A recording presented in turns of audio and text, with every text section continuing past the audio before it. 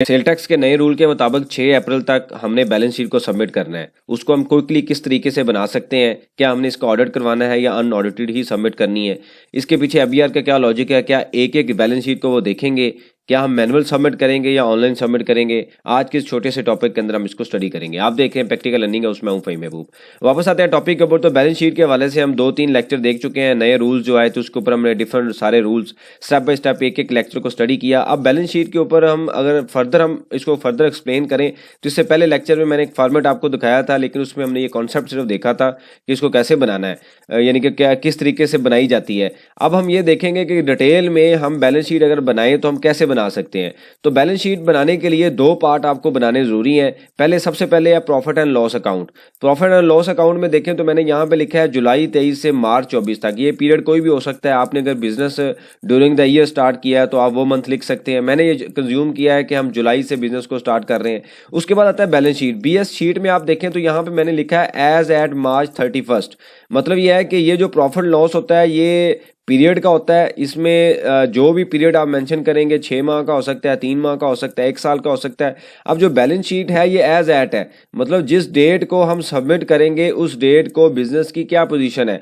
इस profit and loss में हमें ये बताया जाता है कि हमारी सेल कितनी है, एक्सपेंसेस कितने हैं, दूसरे अदर एक्सपेंसेस कितने हैं और टैक्स कितना है और प्रॉफिट कितना है। अब ये प्रॉफिट मूव होता है बैलेंस शीट में। बैलेंस शीट एक बिजनेस की पोजीशन बताता है कि आपके पास कितने टोटल एसेट्स हैं, आपके पास करंट एसेट कितनी है, लॉन्ग टर्म एसेट कितने हैं, मतलब आपकी इन्वेस्टमेंट कितनी है, आपके जो रिसीवेबल है वो कितने हैं, उसके अलावा जो आपने इन्वेस्टमेंट की हुई है उसके बाद जो प्रॉफिट एक्यूमुलेट हुआ है तो आपकी नेट वर्थ कितनी है। फिर आता है कि जो पेएबल है, आपके जो वेंडर्स को जो आपने पे करना है वो कितना है, और जो नेट फिगर जो एंड पे टोटल इक्विटी और लाइबिलिटी ये बराबर होगी। तो स्टेप बाय स्टेप सारी चीज़ें हम देखते हैं। बड़ा इजीली सिंपल सा बनता है। इसको आप इतना मतलब ये हार्ड एंड फास्ट रूल नहीं है, ना इसकी कोई इतनी ज़्यादा एडिशनल रिक्वायरमेंट है कि आप इसका ऑडिट करवाएं या अनऑडिटेड करवाएं। अभी सिर्फ उन्होंने ये कहा है कि जी आप सिंपल बैलेंस शीट सबमिट करें, तो ये इस तरीके से बना के आप दे दें। अगर उनको कोई क्वेश्चन होगा तो आपसे डिस्कस कर लेंगे, आप दोबारा एक्सप्लेन कर दें। तो इस वजह से इसको ज़्यादा सर पर चढ़ाने की जरूरत नहीं है।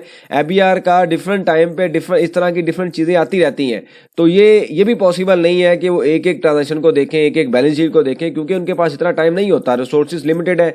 एक जो ऑफिसर है वो 500 क्लाइंट को देख रहा है, तो वो एक एक चीज़ को कैसे देखेगा, उसके पास और भी काम है। तो इस वजह से बड़ा इसको रिलैक्स है कि आपने देखना है, बस सिंपल एक फॉर्मेट बनाए और उसको फॉरवर्ड कर दें, इसको उनसे रिसीविंग ले लें। जब कभी उनको कोई क्वेश्चन होगा तो आप उनको बता दें।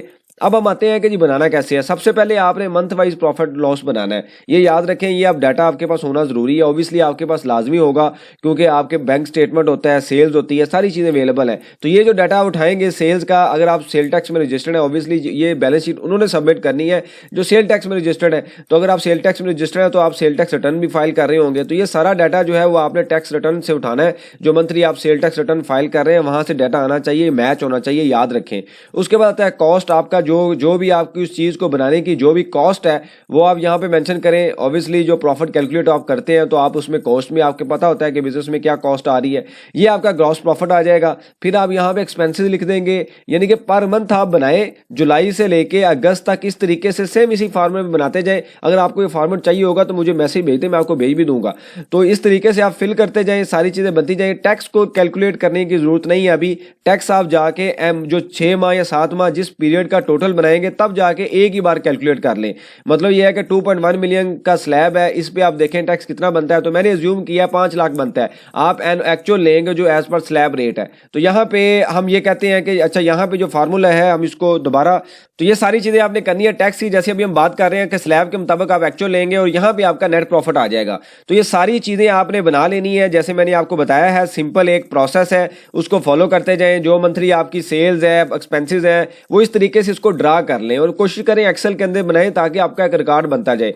जब ये आप चीज़ें बना लें उसके बाद टैक्स मैंने आपको बताया है कि आप एक्चुअल इनकम पे जो आपकी 6 माह की इनकम बनती होगी 2.1 मिलियन, इसके मुताबिक चार्ज कर लें।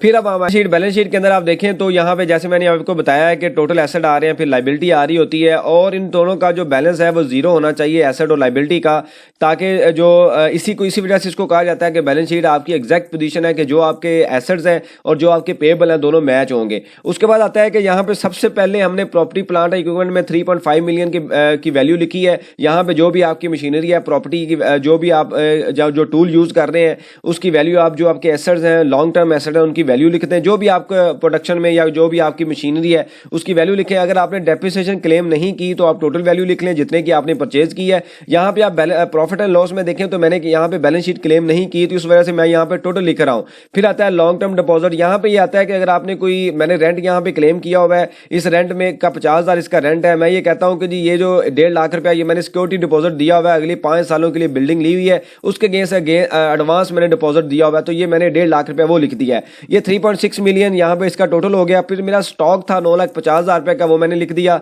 ट्रेड डेब्ट्स है, मेरे कुछ रिसीवेबल है, कस्टमर से मैंने पैसे लेने हैं 2.1 मिलियन के, वो मैंने लिख दिए। कुछ एडवांस डिपॉजिट है, प्री पेमेंट है, ये कुछ भी हो सकता है, कोई वावटा के अगेंस्ट कोई भी आपने प्री पेमेंट की हुई है तो वो आप मेंशन कर दें। फिर एडवांस इनकम टैक्स आपका 95,000 है, वो आप मेंशन कर दें। जो भी आपका एक्चुअल होगा वो लिखते जाएंगे। ये आपका sale tax refund due from government, यहाँ पे सेल टैक्स का जो कैरी फॉरवर्ड इनपुट टैक्स आ रहा है मार्च की रिटर्न में वो लिख दें। कैश बैलेंस है जो bank and cash and bank balance जो है क्लोजिंग बैलेंस वो आप लिखें। तो 4.1 मिलियन इसका टोटल होगा। और एसेट और लाइबिलिटी, एसेट और करंट एसेट और लॉन्ग टर्म एसेट को मिला के टोटल वैल्यू बनती है 7.8 मिलियन की। अब यहाँ पे आप लिखें शेयर कैपिटल है आपका 4 मिलियन का, वो आप मेंशन कर दें। उसके बाद आता है कि जो क्यूमुलेटेड प्रॉफिट आपका 1.6 मिलियन है। ये कहाँ से आया? ये यहाँ से फिगर आई जो आपका पिछले 6 माह का है। मैं ये कहता हूँ कि पिछला हमारे पास रिजर्व नहीं थे, तो 6 माह में जो हमने कमाया उसको हमने निकाला भी नहीं बिजनेस से, तो 4 मिलियन में मजीद ये ऐड हो गया, तो हमारी टोटल इन्वेस्टमेंट होगी 5.6 मिलियन। अगर ये आपने कोई पैसे प्रॉफिट निकाल लिया होगा तो ऑब्वियसली ये जीरो होगा, तो मैं अज्यूम करता हूँ हमने नहीं निकाला, तो ये 5.6 आ गया। फिर आता है trade and other payable 1.6 million, ये आपका पेबल आ रहा है। उसके बाद आता है इनकम टैक्स पेबल 5 लाख, वो आप मेंशन कर दें। तो ये सारा कुछ लिखने के बाद आपकी लाइबिलिटी आती है 2.1 मिलियन। जब आप इक्विटी और लाइबिलिटी को मैच करेंगे तो ये 7.8 हो जाएगा। ये आपने बैलेंस याद रखने, मैच करना है। तो इसमें सिर्फ जो आपकी एग्जिस्टिंग चीजें, ऑब्वियसली जब बिजनेस आप परफॉर्म कर रहे हैं तो आपको कुछ डाटा भी याद होगा, तो वो आपने सिंपल ये लिख देना है। बिल्कुल सिंपल सी चीजें करनी है, लिख देना है। और इसको करने के बाद आप सिंपल क्या करें, पीडीएफ में ये इसका प्रिंट लें और इसको डिस्पैच कर दें या फिजिकल जाके उनके ऑफिस में जमा करवा के रिसीविंग ले लें। तो ये फॉर्मेलिटी आप ड्यू डेट से पहले या डेडलाइन तक फाइल इसको कंप्लीट कर लें, क्योंकि जब उनको कोई क्वेश्चन होगा, फॉर एग्जांपल वो आपको कहते हैं जी रिसीवेबल की डिटेल दिखाएं, तो वो आप उनको जाके दिखा दें। पहली तो चीज ये है कि मेरी इंफॉर्मेशन के मुताबिक वो सिर्फ एक फॉर्मेलिटी आपसे नहीं पूछेंगे, क्योंकि जून पे आप ऑलरेडी डाटा रिपोर्ट कर रहे हैं, तो ये यहाँ पे during the month, during the year पूछने का कोई जवाब ही नहीं बनता। तो जस्ट एक फॉर्मेलिटी है, रूल का एक पार्ट है, सिर्फ एक मैसेज दिया गया ताकि अवेयरनेस आए, लोग अपनी बुक कीपिंग को ठीक करें। तो ये आपने एक प्रोसेस फॉलो करना है। इस प्रोसेस के फॉलो करते हुए आपने ये, सबसे पहले मैं दोबारा उसको कंक्लूड करूं तो वो ये है कि जो भी पीरियड है, जिस पीरियड से भी आपने बिजनेस स्टार्ट किया, फॉर एग्जांपल आप जनवरी 24 से कर रहे हैं तो आपके लिए 3 माह होंगे। मैं अज्यूम करता हूं जुलाई से हमने किया, पिछले सालों से कर रहे हैं, तो जुलाई से मार्च तक का प्रॉफिट एंड लॉस बनाएं, टैक्स को एंड पे कैलकुलेट करें और उसके बाद बैलेंस शीट ले आए, जो आपकी एग्जैक्ट पोजीशन है वो लिखते जाएं और आगे आगे इसी तरीके से ये शीट पूरे साल की बना लें। जब आप अप्रैल में जाएं तो आप इस तरीके से मंथ इंसर्ट करते जाएं, आगे अप्रैल मई जून लिखते जाएं, ताकि आपका डाटा जो है रिफाइन रहे। कल को जब आप टैक्स रिटर्न फाइल करें तो ईजिली आप यहाँ से डाटा उठाएं, या आपकी कोई टैक्स रिटर्न फाइल कर रहा है तो आप उसको इस तरीके से डाटा भेज दें। तो ये आप डाटा लाजमी बनाएं। पहले, इससे पहले इतने हार्ड एंड फास्ट रूल नहीं थे। आप एफबीआर बुक कीपिंग लेवल पे डिफरेंट चीजें चेक करता है, तो जब आप बिजनेस एक्चुअल में कर ही रहे हैं तो डाटा को इस तरीके से मेंटेन कर लें ताकि आप इजीली अपनी चीजें जो है वो रिपोर्ट कर सकें और कंप्लाइंस को फुलफिल कर सकें। इससे रेलिवेंट कोई सजेशन हो, क्वेश्चन हो, आप मेंशन कीजिए, इसके ऊपर हम डिस्कशन करेंगे ताकि जो लर्निंग का प्रोसेस है कंटिन्यू रहे। अगर आपको ये फॉर्मेट चाहिए तो आप मैसेज भेज सकते हैं, मैं आपको शेयर कर दूंगा।